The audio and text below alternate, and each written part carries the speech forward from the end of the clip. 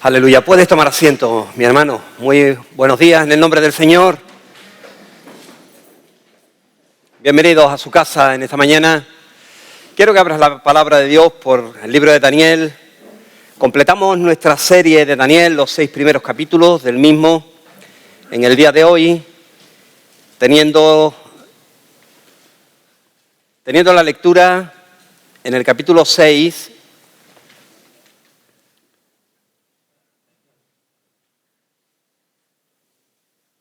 versículos desde el 1 hasta el 28. Daniel 6, del 1 hasta el 28. El texto que tenemos en esta mañana, mi hermano, por delante, nos va a introducir en un mundo completamente diferente, en cierta manera muy diferente al que hasta ahora habíamos estado. Nos introducimos en un nuevo imperio, nos introducimos en lo que es el imperio medo-persa. Estuvimos viendo y analizando el pasaje del capítulo 5 del libro de Daniel.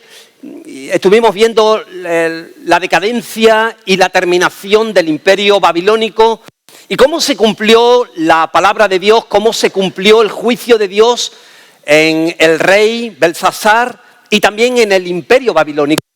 Cómo esa cabeza de oro daba paso a el cuerpo de plata, las manos y los brazos de plata de un nuevo imperio llamado el Medo-Persa. Hay dos historiadores, Heródoto y Jenofonte, que nos han hecho llegar lo que sucedió en ese día, en el 539, lo que sucedió en ese día en la ciudad de Babilonia. Nosotros estuvimos viendo el pasaje bíblico, estuvimos viendo que se celebró un gran banquete, un día de fiesta, lo que sucedió en ese banquete, lo que le sucedió al rey de ese banquete, pero históricamente lo que no vimos fue la conquista de los medopersas a esa ciudad. Y estos historiadores nos van a decir de que la entrada en la ciudad fue una entrada realmente, de ingeniería, una obra de ingeniería enorme, de astucia enorme. Si ha pasado a la historia el tema del Troya, me parece que la conquista de Babilonia por parte de los medopersas, por parte de Ciro, en este 539, es también una epopeya, un momento realmente para pasar a la historia y para tenerlos en cuenta. ¿Por qué? Fijaros bien, nosotros estuvimos viendo que la ciudad constaba de unos muros enormes a todo alrededor, que había unos grandes fosos alrededor de esa muralla, porque tenía una cantidad de agua enorme, un agua que le venía por el río Éufrates, que prácticamente atravesaba toda la ciudad, por medio de la ciudad. Y esto le daba la oportunidad de desviar el agua y canalizarla a través de los muros y hacer fosos donde todavía era más complicado. Es decir, si el muro era grande, era muy denso, con un espesor enorme. Para colmo también tenían un foso enorme de agua que dificultaba la conquista, que dificultaba el poder intentar de subir o conquistar toda esta ciudad tremendamente amurallada.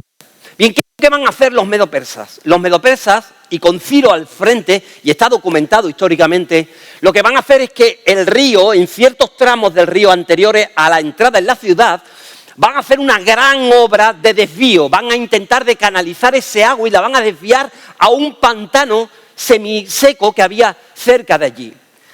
De tal manera que en el momento que a ellas le interesó, en el día que le interesó, pusieron una serie de compuertas y el agua del río Éufrates empezó a bajar y a descender. Esto dio la oportunidad que con un tramo de agua suficiente para pasar todos los soldados pudieran atravesar realmente esos fosos y, ojo, se dieron cuenta de que el despiste en este día era tan grande que ciertas puertas de la ciudad estaban realmente abiertas. Tal vez por la fiesta, tal vez por el alcohol, tal vez por ese exceso de confianza en que habría. Nos dicen estos historiadores que ciertas puertas estaban abiertas. Es decir, que los soldados medopersas pudieron entrar y hacer una conquista sumamente fácil. No se destrozó prácticamente nada de la ciudad. Simplemente lo que hubo fue una conquista, una toma de poder y a partir de ahí junto con el resto de tierras ya del imperio babilónico que había sido conquistado, dar por finalizado, evidentemente, ese imperio y el comienzo de un nuevo imperio. Darío es el rey medo-persa que va a aparecer en escena en este capítulo 6, va a ser el protagonista en este capítulo 6. Darío es una persona que es inteligente, ya entra en el reino con unos años ya, con 60 y tantos años según la palabra, experto, con cierta experiencia, y lo primero que va a hacer es ver, analizar el perfil de lo que tiene a su alrededor. De tal manera que va a intentar la nueva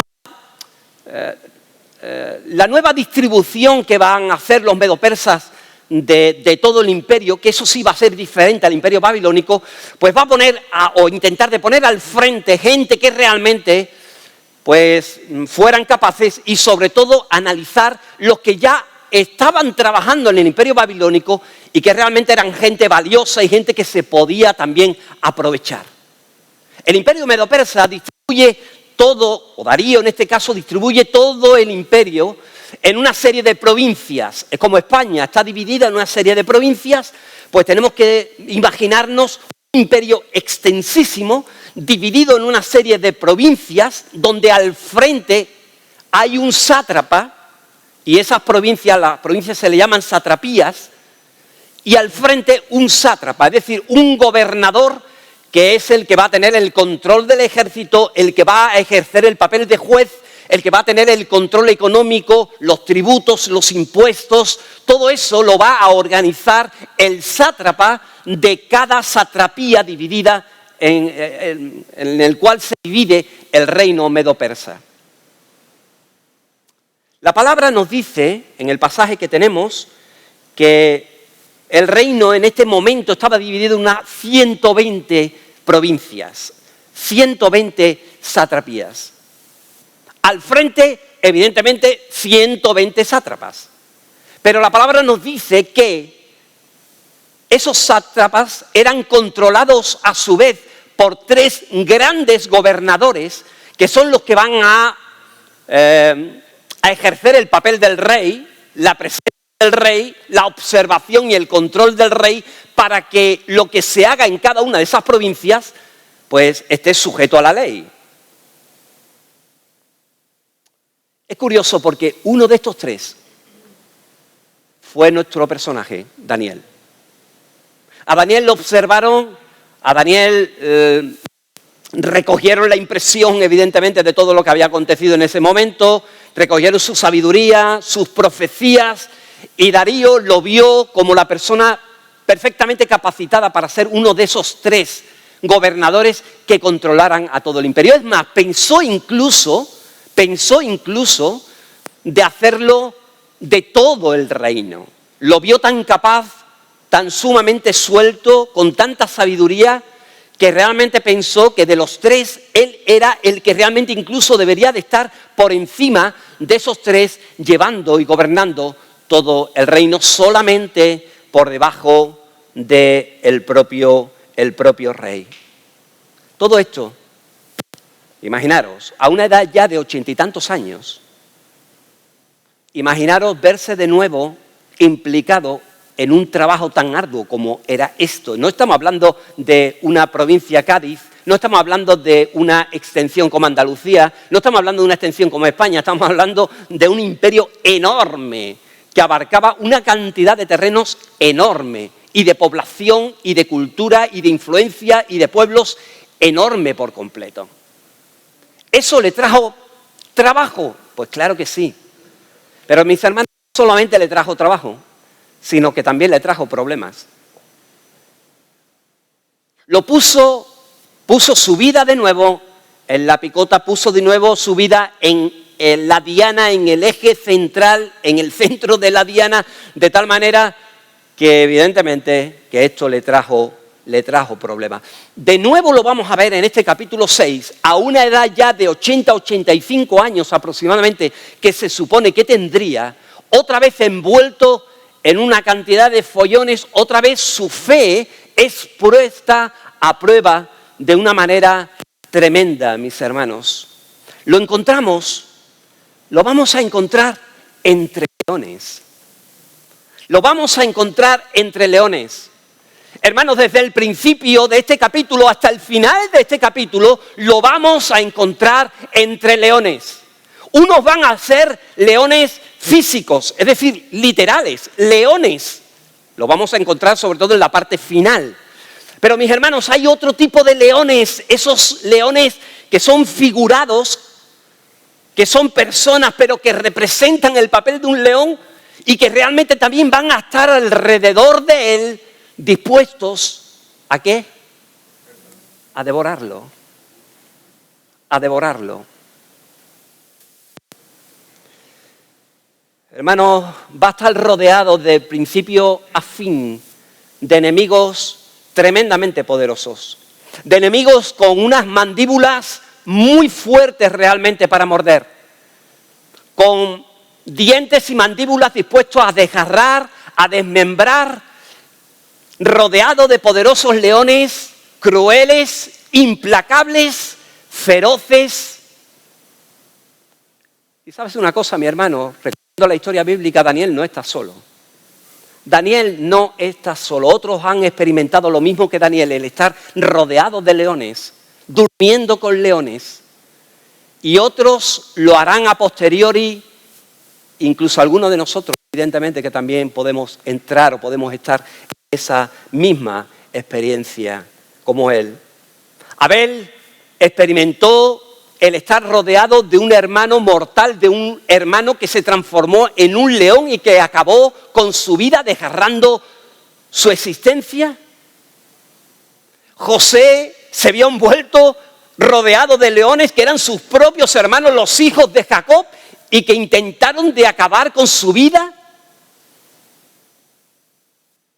Profetas rodeado de un pueblo incrédulo, duro de corazón, que incluso buscaban apedrear sus vidas, que incluso lo metieron algunos de ellos en fosas, incluso pretendiendo de acabar con cada uno de ellos. Hermanos, nuestro Jesús de Nazaret, también en ese foso en la cruz del Calvario, donde evidentemente aquellos que estaban representando a la humanidad en aquel entonces, pues eran leones que estaban alrededor de él y que tú y que yo pues podíamos representar también, podíamos entrar en el mismo papel, evidentemente, en esa cruz.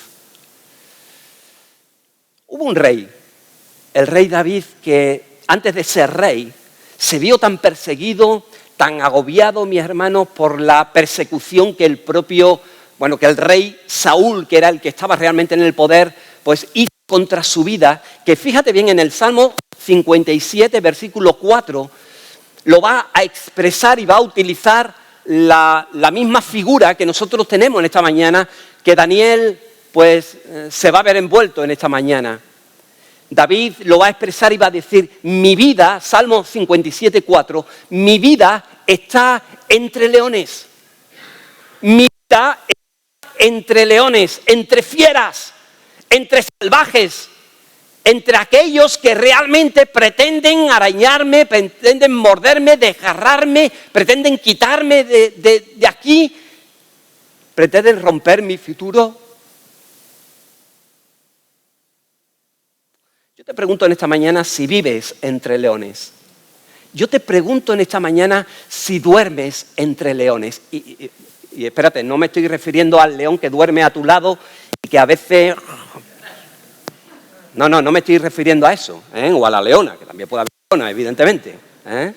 No me estoy refiriendo a eso, me estoy refiriendo a que si te sientes como David, que sientes que en tu alma, que tu vida está entre leones. Si te sientes realmente acosado, si te sientes perseguido por una situación económica, por enfermedad, si te sientes realmente vigilado, censurado, ultrajado, obstaculizado, mordido, desgarrado, atemorizado por dientes, si te sientes con miedo, con temor por ciertos rugidos que están alrededor tuyo y que realmente te influyen tu caminar, influyen tu hablar, tus movimientos. Hermano, ¿te sientes en esta mañana entre leones? Porque si te sientes entre leones, esta mañana la palabra va para ti. Va para ti, va para tu corazón. Va para ti, mi hermano, porque Daniel nos va a enseñar que, mira, podemos vivir entre leones, que él puede transcurrir su vida desde el capítulo, no desde el 6, sino desde el que comienza desde el 1 hasta el 6 y va a completar y finalizar viviendo entre leones literales y figurados, pero que realmente él va a mostrar un estilo de vida para afrontar esa situación. Hermanos, he titulado el mensaje de esta mañana entre leones, pero entre leones, pero. Y vamos a ver una serie de características a través de las que somos conscientes que vivimos entre leones, pero que realmente nuestra vida, nuestra actitud debe de caracterizarse a la vida que Daniel nos va a reflejar en todo este capítulo. Una vida, mi hermano, entre leones, pero con un espíritu superior. Es la primera característica que vamos a ver en esta mañana. Entre leones sí, pero con un espíritu realmente superior. El rey Darío va a preferir a Daniel, mi hermano, antes que a otros gobernadores y otros sátrapas, porque dice la palabra, fíjate bien, por favor, sigue conmigo en el versículo 3, lo tienes por delante, dice, pero Daniel mismo, ¿qué era? Era superior a estos sátrapas y gobernadores. ¿Por qué? ¿Por qué? Es la expresión que utiliza la Escritura, que utiliza el Espíritu Santo ahí para hacértelo llevar, es porque había en él, ¿qué? Un espíritu superior. Y no está hablando del Espíritu Santo, no está hablando del Espíritu con mayúscula, está hablando del espíritu humano, está hablando del alma humana, está hablando de la voluntad, del conocimiento, de la integridad por completo de él en todo su sentido, desde un punto de vista volitivo, cognitivo, emocional, espiritual, evidentemente también. Hermano, este hombre, todo lo que pensaba, lo que hacía, se distinguía inmediatamente por poseer una cualidad superior, un espíritu, una actitud, un carisma. Era una persona excepcional, una persona diferente en medio de las dificultades, en medio de las influencias, en medio de las tentaciones de Babilonia. No estamos hablando de un hombre joven, estamos hablando de un hombre con 80 y tantos años, con muchísima experiencia, con muchísimos días acumulados, pero que seguía manteniendo ese espíritu excepcional.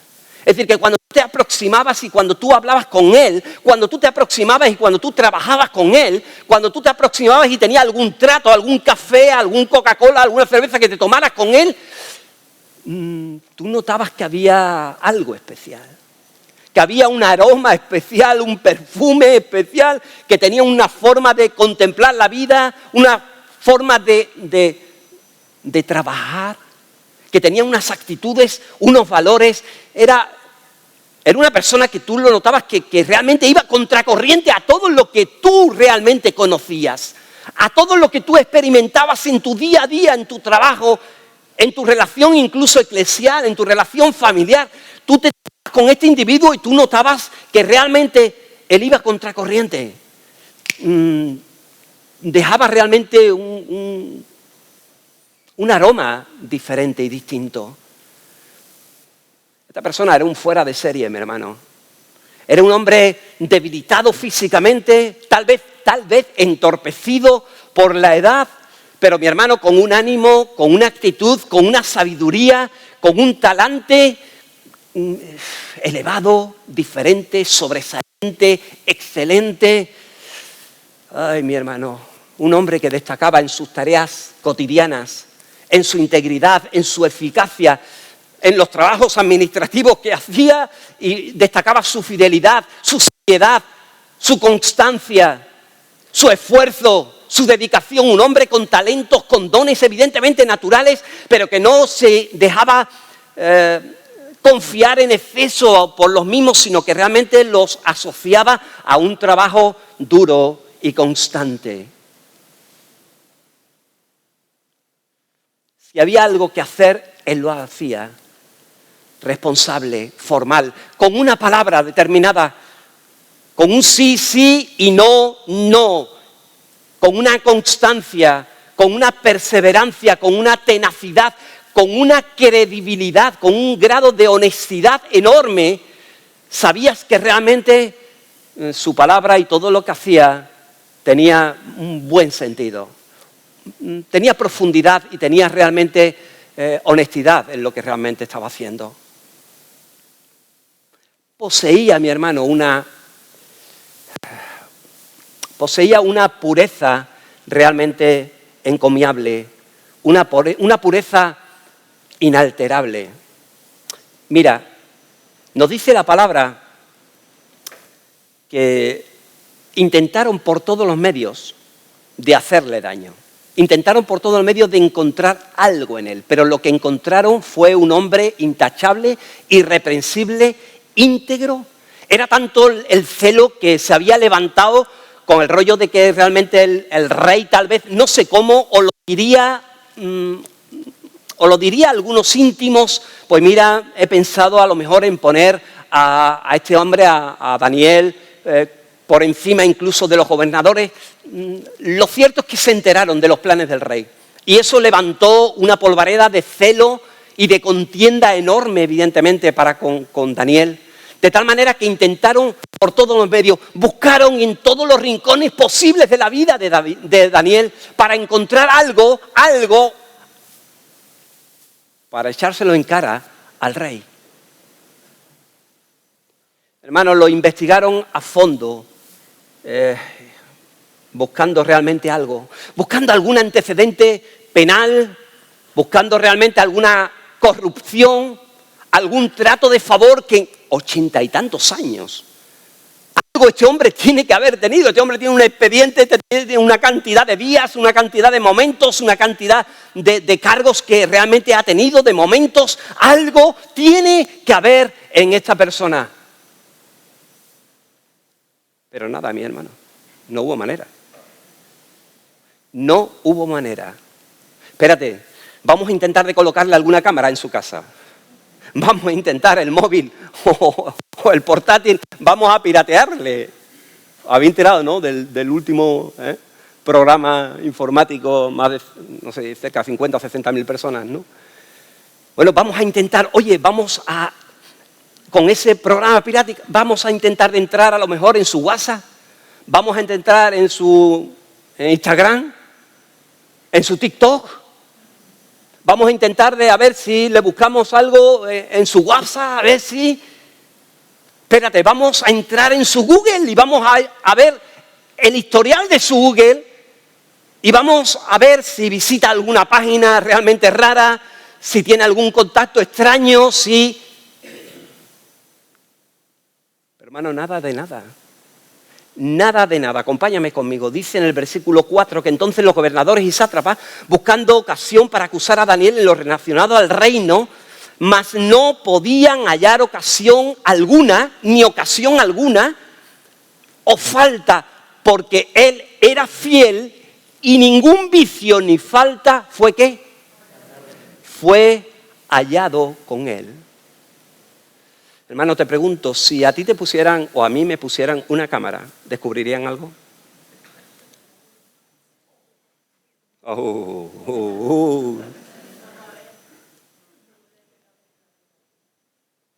Si algún programa informático entrara en tu ordenador o entrara en tu móvil, ¿qué descubriríamos? ¿Habría algún motivo para...? Hermano, el nivel de integridad de este hombre es sumamente raro. En aquel entonces y hoy en día, en una ciudad tan corrompida como Babilonia, este hombre brillaba por la santidad que manifestaba. Era un creyente de día, era un creyente de domingo, o de sábado, mejor dicho, al ser judío, pero era también de domingo, de lunes, de martes, de todos los días. Era un creyente de día y un creyente de noche. Era un creyente con sus familiares, pero también con las personas que estaban con él trabajando. Con sus amigos cercanos y también con aquellos que estaban más lejanos. Daniel es un ejemplo para todos, mi hermano. Puede estar rodeado de leones, pero con un espíritu superior. Bendito sea el nombre del Señor. El apóstol Pablo nos va a decir en su palabra, en su carta, mejor dicho, en Filipenses 2:15, un libro que hemos trabajado hace muy poquito tiempo, dice, para que seáis ese modelo de Daniel, ese es el mismo modelo nuestro. Espérate, es que es Daniel, pero es que Daniel es un hombre como Elías, sujeto también a pasiones, un hombre en pecado, un hombre realmente como tú y como yo, de carne y hueso, que si él lo pudo conseguir, nosotros también lo podemos conseguir. Dice, para que seáis, hermanos, irreprensibles y sencillos, hijos de Dios, sin mancha, en medio de una generación, y la visión de Pablo no es la que nosotros estamos trabajando, pero puedes colocar lo mismo, la misma figura. Una generación, dice, en medio de una generación, ¿cómo? Maligna y perversa, es decir, rodeado de leones, donde realmente lo que nos llega, la gran mayoría de las veces es maldad, tentación, presión, mordisco, arañazos, desmembramientos, desangrado, en medio de la cual dice, resplandecéis como ¿qué? Como Daniel, como luminares en medio del mundo, luminares en ese mundo. Mi hermano, en medio de leones, pero con un espíritu superior. En medio de leones, mi hermano, una vida entre leones, pero luchando, pero confrontando las imposiciones de leyes contrarias. Rodeado entre leones, pero son más que leones. Son leones que están amparados por leyes constituidas y que realmente le dan la vía libre realmente para que ese león pueda atacar con plena libertad. Hermano, tras la estéril búsqueda en su vida privada y pública, ellos llegan a la conclusión de que solamente se le puede dañar a este hombre, mira, pero con relación, mira, ni la vida pública, ni la vida laboral, a este hombre hay que atacarle por un sitio, y es la vida espiritual, es decir, con relación a la ley de su Dios. Con relación a la ley de su Dios. Tenemos que utilizar de tal manera, tenemos que inventar algo, tenemos que hacer una ley de tal manera que sus convicciones religiosas entren en juego, entren en una pugna. Tenga él que decidir entre lo que nosotros inventemos, la ley que coloquemos y la ley de su Dios. Hermano, el instrumento que va a utilizar el odio, la envidia, la rencilla, porque eso es lo que promueve realmente lo que sale del corazón de cada uno de ellos, es un instrumento llamado la ley de Media y de Persia. La ley de Media y de Persia es una ley estatal que va a ser legislada por ellos, que va a ser aprobada por ellos, por la gran mayoría, dicen ellos, de los sátrapas, de los representantes del pueblo, de los representantes provinciales, y evidentemente con el visto bueno, con la necesaria firma del rey, porque la ley de Media y de Persia no podía ser irrevocable, no podía volverse atrás si se firmaba por parte del rey. El rey, como hijo del Altísimo, como Dios prácticamente en esta religión, pues su firma provocaba de que cualquier ley que él firmara ya no podía volverse atrás, ni siquiera él mismo podía volver atrás.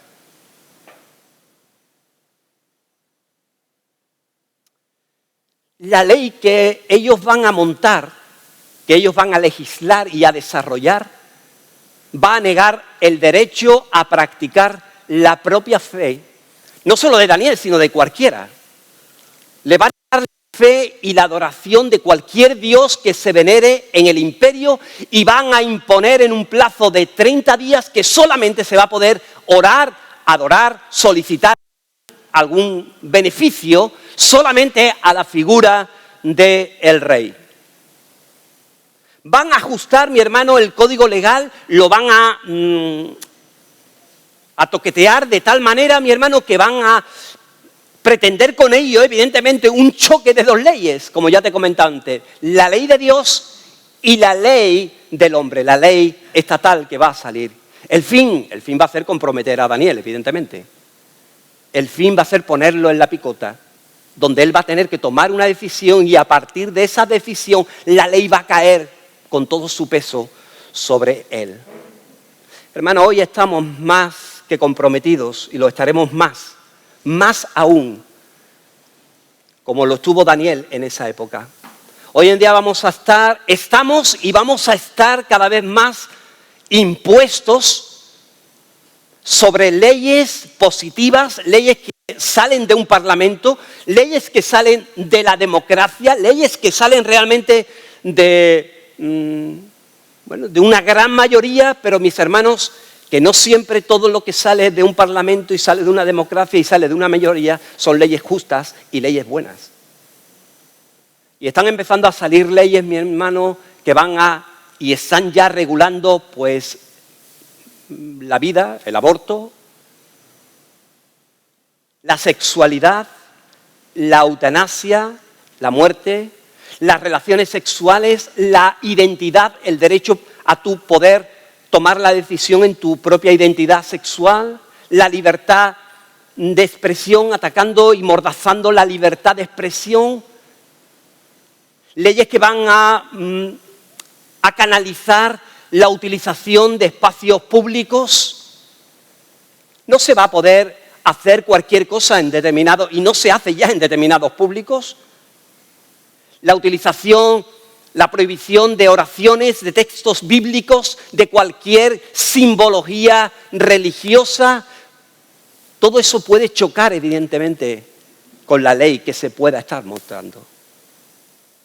Y todo ese conjunto de leyes chocan con la ley de Dios, con su voluntad. Hermanos, como Daniel, vivimos entre leones y vamos a tener que posicionarnos, vamos a tener que luchar también contra ese tipo de leyes. La presentación que le van a hacer al rey, esta gente, va a ser una verdad a medias y va a tener un componente de adulación bastante importante. Le van a decir, mira, rey, la gran mayoría de los que hemos tomado esta decisión realmente, pero le estaban mintiendo al rey porque Daniel no entraba dentro de ese conjunto de personas a la cual habían realmente tomado esa decisión. ¿Estaban adulando al rey? Pues claro que sí, estaban enalteciendo realmente su ego, estaban alimentando su vanagloria, su ego personal, de tal manera que en esa situación el rey no va a caer, el rey no va a echar cuenta, el rey le va a venir evidentemente estupendo por aumentar la lealtad del pueblo, por unificar el criterio religioso del pueblo, y va a entrar pues de una manera tal vez incluso impulsiva, y va a afirmar con muchísima velocidad la ley sin pensar realmente en lo que podía venir hacia atrás.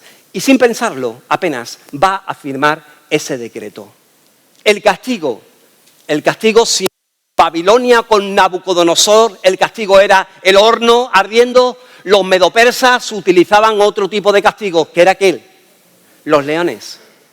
Leones hambrientos, preparados y dispuestos para que realmente todo aquel violador de la ley, violador del decreto, violador de la santa ley que sale del Estado, pues pudiera realmente culpar su pena en las fauces de cada uno de ellos. Daniel tiene que tomar una decisión. Está entre los leones y se va a tener que enfrentar. Va a tener que tener un espíritu evidentemente superior, pero se va a tener que preparar porque va a tener que enfrentarse con una cantidad de leyes que le van a hacer contraria, que le es contraria a él, pero no a él como persona, sino contraria a la ley de Dios, que es la que él se sujeta en primera instancia. Y va a tener que tomar una decisión, se va a ver en encrucijadas donde va a tener que decidir si la ley de Dios está por encima de la ley del hombre, si hay alguna posibilidad de flexionar, si hay alguna posibilidad realmente de canalizar esa ley, o si va a tener que ser inflexible y tomar una decisión radical a favor de una o a favor de la otra. Daniel nos enseña en esta mañana, en tercer lugar, una vida entre leones, pero manteniendo constante las convicciones. Tan pronto como supo que el edicto había sido firmado, él se fue a su casa para hacer lo de siempre. Y lo de siempre era orar. Dice la palabra en el versículo 10, si lo tienes por delante, dice que se arrodillaba 3 veces al día y oraba y daba gracias de su Dios, ¿como qué? Como lo solía hacer antes. Hermano, él no va a hacer ningún cambio fuera de lo normal. No va a cambiar absolutamente nada. Él va a continuar con su programación diaria. Él va a continuar con sus hábitos, con su práctica de todos los días realizada durante años. A pesar de todas sus múltiples ocupaciones, a pesar de estar liado para arriba y para abajo de viaje, pero esta rutina 3 veces al día, apartar un tiempo de devocional, un tiempo de meditación, un tiempo de reflexión, un tiempo de relación, de diálogo con el Señor, con su Dios, la respetaba por encima de todas las cosas. Para él era innegociable, mi hermano. Seguiría realmente orando con ley y sin ley. Era una persona que se había disciplinado hasta tal punto, mi hermano, había ejercitado esa musculatura, ese ejercicio tal durante tantos años, de tal manera que ahora, en el momento en que llega la crisis, él no tiene ningún problema porque el mecanismo lo tiene ya automatizado. Él no depende de sentimientos, él no depende de presiones, él no depende de emocionales, él no depende de que realmente un día tenga un fervor extraordinario y eso sí lo lleve realmente a su aposento, lo lleve a su actividad, a su devocional, un sentimiento de recuerdo de lo que el día anterior le pudo llegar, le pudo tener con respecto. Él es independiente de esas situaciones, él tiene una rutina, él tiene un ejercicio. Él tiene una autodisciplina personal de tal manera que si un día ese momento o ese tiempo de oración, mi hermano, no ha sido tan fervoroso, si esa presencia del Señor no ha sido tan impactante, si no ha derramado tantas lágrimas como lo derramó la semana pasada, si realmente ha sido un momento más normal, más simple, para él eso no tenía ningún problema, no tenía ninguna repercusión para el día siguiente.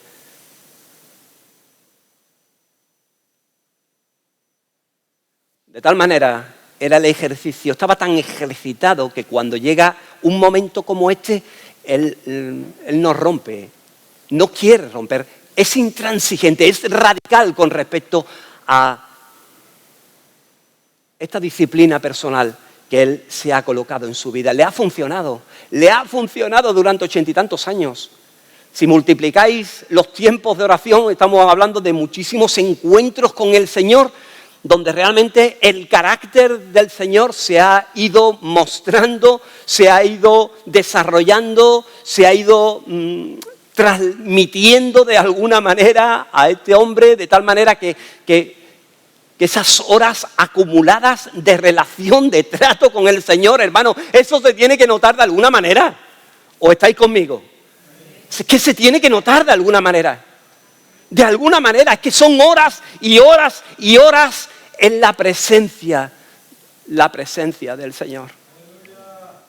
Y no estamos hablando de una oración cualquiera, mi hermano. Estamos hablando de un tiempo de calidad con el Señor. Es curioso, ahora volveremos a esto, pero es curioso la tendencia de mirar hacia Jerusalén. No sé si te llama la atención, ¿no? En el versículo 10, que dice que cuando Daniel supo que el edicto había sido firmado, entró en su casa, abiertas las ventanas de su cámara que daban hacia Jerusalén, se arrodillaba 3 veces al día y oraba y daba gracias delante de su Dios como lo hacía antes. Él no está tentando a la suerte, él no está provocando en contra de, no, es una actividad que él desarrollaba antes y que no estaba dispuesto porque atentaba contra su Señor, atentaba contra su vida espiritual y no estaba dispuesto a ceder. Abrió las ventanas de su casa y dice que en dirección a Jerusalén. Hay dos argumentos por los cuales él podía hacer esto. Uno, mi hermano, el profundo conocimiento de las Escrituras que este hombre tenía. Era un profundo conocedor de las Escrituras. Él sabía perfectamente el consejo que el rey Salomón había dado al pueblo y que él lo recogía, contenido en Primera de Reyes 8, 47, 50, cuando el templo se inauguró, lo inauguró Salomón. En su oración él expresaba de que si el pueblo alguna vez el pueblo o parte del pueblo estuviera deportada, estuviera perdida, estuviera en manos de otros imperios, alejados realmente del Señor, y si este pueblo realmente se arrepintiera, si este pueblo clamara al Señor, dice, tú lo oirás en los cielos, en el lugar de tu morada, de su oración y de su súplica, y harás misericordia con ellos. Pero dice, fíjate bien, la actitud de ese pueblo tiene que ser una actitud que se conviertan, que oren, y dice que oren a ti con el rostro hacia tu tierra. Es decir, que no pierdan de vista nunca que tu presencia está ahí, que tu salvación está ahí. No literalmente porque Jerusalén, no, es que representa la presencia de Dios realmente. Cuando tú miras a Jerusalén, estás mirando realmente la presencia de Dios, las promesas de Dios. Estás esperando realmente que todo lo que el Señor ha prometido se cumpla. Estás mirando el orden de Dios, los valores de Dios, los principios de Dios. Cuando tú abres la ventana de tu puerta, tú te das cuenta de que estás en Babilonia, pero tú abres las ventanas y miras hacia Jerusalén porque no quieres perder de vista nunca quién es tu Salvador, a quién tú sirves, dónde están tus promesas, de dónde viene la fidelidad, de dónde viene la salvación, de dónde viene la provisión de tu vida. Ahora puedes que estés en una situación complicada, pero abres tus ventanas y miras hacia los cielos, miras hacia Jerusalén, que es el objetivo, mira hacia Jerusalén y reconforta tu vida y te muestras a ti mismo, te das esa señal a ti mismo de que realmente la dirección que tus ojos tienen que poner, que tu corazón tiene que poner, es en las cosas del Señor, es en el Señor. Aunque todo lo que tengas a tu alrededor realmente sea oscuro, sea tenebroso, aunque realmente las tinieblas te vayan inundando, pero tú tienes que abrir las ventanas y mirar en dirección hacia Jerusalén y visualizar esa Jerusalén. Visualizar ese Salvador, ese Rey prometido, ese Mesías, esa liberación de tu vida. Mi hermano, la oración es una oración, es un devocional intenso, no es cualquier cosa. No es cualquier cosa. La convicción de este hombre es una convicción firme, potente, una convicción que no está dispuesto a... Fíjate bien, dice en el versículo 10 que se arrodilló. Es decir, tú notas la humildad, tú notas el reconocimiento realmente. Un hombre con tan alta posición, con tanto prestigio y que realmente delante de la presencia del Señor él se considera como un pecador, se considera un necesitado. Él sabe que realmente depende de todo para el Señor. Un hombre que le da las gracias delante del Señor, a pesar de su situación. Encuentra razones, mis hermanos, para darle las gracias al Señor y evidentemente, cómo no, también ponerle sus necesidades. Tal vez ese día rompió el listado de oraciones que normalmente tenía. Tal vez oraba por varias cuestiones familiares, laborales, trabajo, por el rey, por el imperio, por el nuevo rey, y en esta ocasión tal vez su necesidad era tan enorme, tan fuerte. La amenaza era tan grave no solamente para él, sino también para las familias que era él tener y que evidentemente iban a sufrir las consecuencias de su castigo, de su muerte, de su posible muerte, evidentemente, bajo los leones. Va a centrar, y dice la palabra en el versículo 11, que rogaba en presencia de su Dios. Rogaba en presencia de su Dios. Una oración y un tiempo intenso. No un tiempo donde Él apartaba un lugar y un momento. Me parece que eso es muy importante para nuestras vidas, mi hermano, porque si hay algo que carecemos es de apartar el tiempo y el espacio, y sobre todo de adquirir una disciplina personal, un hábito personal. Eso es lo que más trabajo nos cuesta. Este hombre lo consiguió y creo que le vino de forma extraordinaria a su vida. Los resultados están ahí. Entre leones, mi hermano, tienes que tener un espíritu superior, evidentemente. No te puedes conformar con ser el mediocre de, no, tienes que aspirar realmente a la excelencia, tienes que ponerte las pilas porque realmente entre leones tenemos que seguir siendo luz en medio de estas tinieblas. En medio de los leones te tienes que preparar, ¿por qué? Porque tienes que estar muy atento, muy listo, mi hermano, para saber distinguir lo que te venga y lo que te va a venir son leyes que realmente van a amparar, pues, un montón de tomas de decisiones por tu parte que vas a tener que tomar. Y hermano, es muy importante el tiempo devocional, mantener tus convicciones, mantener tu relación con el Señor, porque Él va a ser la fuente que realmente te va a mantener en medio de los leones. Esta gente no van a tardar mucho en oír y en ver la oración de Él. De tal manera que lo van a denunciar ante el rey y esto evidentemente le va a traer consecuencias. Le va a traer consecuencias. El rey se va a arrepentir de lo que realmente ha afirmado. Cuando él se da cuenta, se arrepiente, lo va a intentar, pero ya no puede. ¿Por qué? Porque la ley de Media y de Persia realmente le obliga a cumplir lo que fuera. No había solución. Daniel tiene que ser echado a los leones, echado al foso, y que realmente los leones den buena cuenta de él. El Dios que más tarde, mi hermano, lo va a rescatar, es el Dios que no va a evitar que los enfrente. Es curioso. No va a evitar que los enfrente, pero sí posteriormente le va a dar la salida. Después de una noche de insomnio, nos dice la Escritura, el rey se va a levantar muy de mañana y va al foso y va a descubrir de que ese Dios al cual Daniel servía, ese Dios había intervenido en esa situación. El cuarto punto, mi hermano, que vamos a dar es una vida entre leones, pero en la presencia del Señor. Pero guardados y acompañados por Dios. Bendito sea el nombre del Señor. Dice en el versículo 22, mi hermano, mi Dios envió su ángel. Mi Dios envió su ángel. ¿Sabes una cosa? No se sabe a ciencia cierta si él visualizó el ángel o no. La palabra no nos lo dice.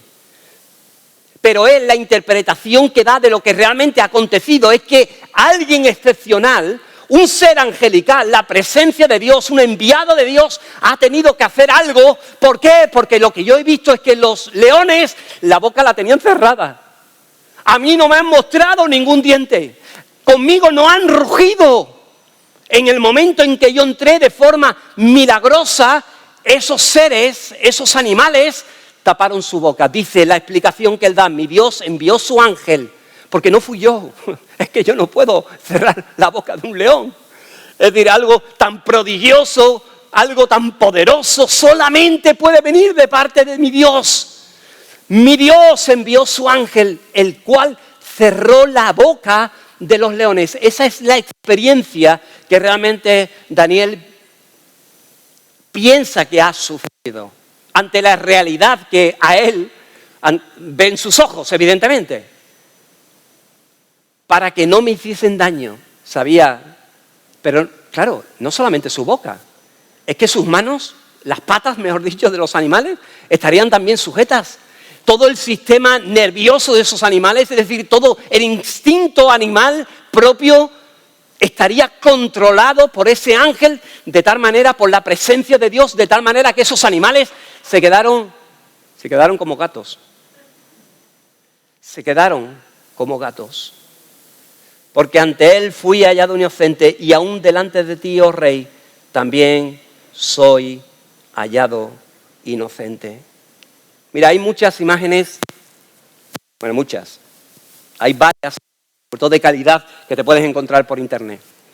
Hay algunas que son realmente fantásticas, ¿no? Donde tú ves a Daniel y tú ves a Daniel rodeado de leones, incluso él como ángel Cristo, ¿no? Es decir, con una mano aquí, otra mano aquí, una cabeza aquí, otra cabeza aquí, y un conjunto de gatitos a su alrededor, tremendo. A mí me gusta más esta imagen. ¿Sabes por qué? Porque yo me imagino que como hombre también tendría sus temores y sus miedos. Y aunque él vio que realmente pudiera pasar el tiempo y esos animales no le hacían nada, pero oye, eran leones. Y no te fiabas evidentemente de ellos. Me gusta esta imagen porque él no está mirando realmente a los leones. Sabe lo que tiene a su alrededor, sabe lo que hay detrás. Pero él su mirada la tiene puesta no en el agua, ¿te acuerdas del pasaje este? ¿Tiene puesto dónde? En el Señor. Y cuando él ve al Señor, la situación cambia por completo.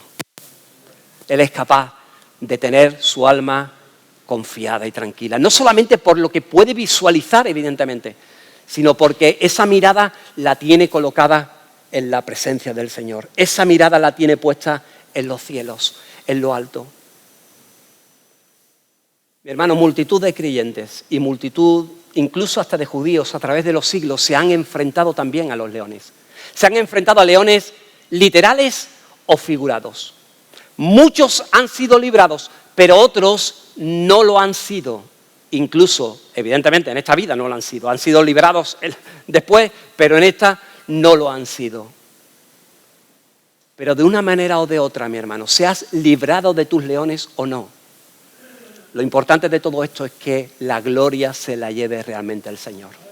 En este pasaje, la gloria se la llevó realmente el Señor. Fíjate bien en el versículo 26 y 27, y mientras los jóvenes vienen para dirigirnos en una alabanza al Señor, dice, fíjate bien la expresión de Darío, ¿no? La conclusión de Darío en esta situación. Dice, de parte mía es puesta esta ordenanza, que todo el dominio de mi reino, todos teman y tiemblen ante la presencia del Dios de Daniel. Hermano, porque dice, Él es el Dios viviente y permanece por todos los siglos. Su reino no será jamás destruido y su dominio perdurará hasta el fin. Él salva y libra y hace señales y maravillas en el cielo y en la tierra. Él ha librado a Daniel del poder de los leones. A Él sea la gloria y la honra, mi hermano. Si estás rodeado de leones, ten presente que su presencia está allí. Yo no sé si el león te hará algo, no te hará algo, te hará un arañón, te llevará incluso a la presencia del Señor, será el instrumento que el Señor utilice para llevarte, no lo sé, mi hermano, pero lo que sí sé es que la presencia del Señor está allí, el ángel del Señor acampa a los que le temen. Su presencia está contigo, Él te está guardando, porque al final es Él el que se tiene que llevar la gloria y la honra en lo que se haga. Daniel entra dentro y él es consciente que realmente aún incluso en base a injusticia, en base a que una ley descontrolada, una ley realmente mala, propia del hombre, hecha por el hombre, sea la que realmente lo lleve, le dé el permiso esa ley a esos leones para que realmente lo que hagan, lo hagan cubiertos bajo la ley, bajo la autoridad de la ley, amparado por la ley. Pero es una tremenda injusticia porque lo que se está cometiendo con este hombre es una tremenda injusticia. Pero él confía en el Señor. Señor, aunque en mi vida lo importante era mi corazón con respecto a ti, Señor. Y yo sé que delante tuya yo estoy libre. Yo soy libre de todo lo que esta gente están diciendo de mí. Hermano, estás entre leones. Si estás entre leones y crees que te está afectando, te ruego en el nombre del Señor que reconsideres. Te ruego en el nombre del Señor que te pongas las pilas. Te ruego en el nombre del Señor que no permitas que tu testimonio, que no permitas que tus convicciones, que no permitas, hermano, que estés sometido a lo que estés, a enfermedad, a presiones, a circunstancias, y sientes temores, angustias. En el nombre del Señor te ruego que te puedas levantar como Daniel, de que puedas no romper tu rutina, de que puedas seguir confiando en el Señor. Somos muy dados realmente a eso. Somos dados a que en el momento en que llegan los problemas, rompemos nuestra rutina. Al final es Él el que paga el precio realmente de nuestro estado de ánimo, de nuestra falta de confianza, de fe, de la influencia de nuestros temores. Al final son canalizados en una lejanía, en un abandono de las cosas de Él. Daniel tenía tan interiorizado, lo tenía tan claro, estaba en un nivel top en su listado de prioridades, de tal manera que, independientemente de la situación, no iba a permitir abandonar ese tiempo en la presencia del Señor, porque él sabía que su sustento estaba ahí. Ponte en pie en esta mañana, en el nombre del Señor, y búscalo, mi hermano, búscalo, posiciónate. Si está entre leones, corre a su presencia en estos días, busca su socorro, busca ese tiempo, ese espacio, ese momento en el cual te puedas meter en tu aposento, te puedas meter en tu momento con Él. Cada uno lo podemos tener, Él podría tenerlo. Según el movimiento judío, pues mañana, o la oración judía, mañana, con relación a los sacrificios, no, mañana, tarde, o mediodía y tarde. Tú lo puedes tener en el momento en que tú quieras. Hay libertad para eso, pero lo importante es que lo tengas. Lo importante es que te ampares en el Señor, y lo importante es que confíes de que, a pesar de todo lo que te puede rodear, el ángel del Señor está contigo. La presencia del Señor está contigo. Lo veas o no lo veas, mi hermano. Si no ves el ángel, si no ves la presencia del Señor, pero estás viendo que realmente la situación no está pudiendo contigo, de que tú realmente estás caminando, estás transitando por la enfermedad, por la situación, por la penuria, por la presión, por la angustia. Tú estás caminando, y si caminas, no es por ti, mi hermano. No es por ti. Tú eres un bocadito. ¿Será porque los leones no tenían hambre? Dice el pasaje que después entraron los otros, los que lo acusaban, y los medopersas eran tan sanguinarios que metían también a la mujer y a los niños, a toda la familia completa. Los exterminaban a todos. Y dice el pasaje que nada más que entraron, no les dio tiempo a entrar, cuando los leones ya estaban dando fe de que realmente era la mano de Dios, la intervención de Dios la que realmente estaba. Confía en la intervención de Dios. No te dejes llevar por tu propio pensamiento, por tus propias interpretaciones, por tus temores, por tus angustias. No te dejes llevar por fulanito, por menganito. No te dejes. Confía en el Señor. Y Él hará. Y Él hará. No sé cómo. No sé cómo va a cerrar esa boca, no sé cómo va a inyectar para que el sistema nervioso de esta gente, no lo sé cómo lo va a hacer, pero Él lo va a hacer. Él lo va a hacer. Bendito sea el nombre del Señor. Que el Señor bendiga su palabra en tu corazón y en mi corazón.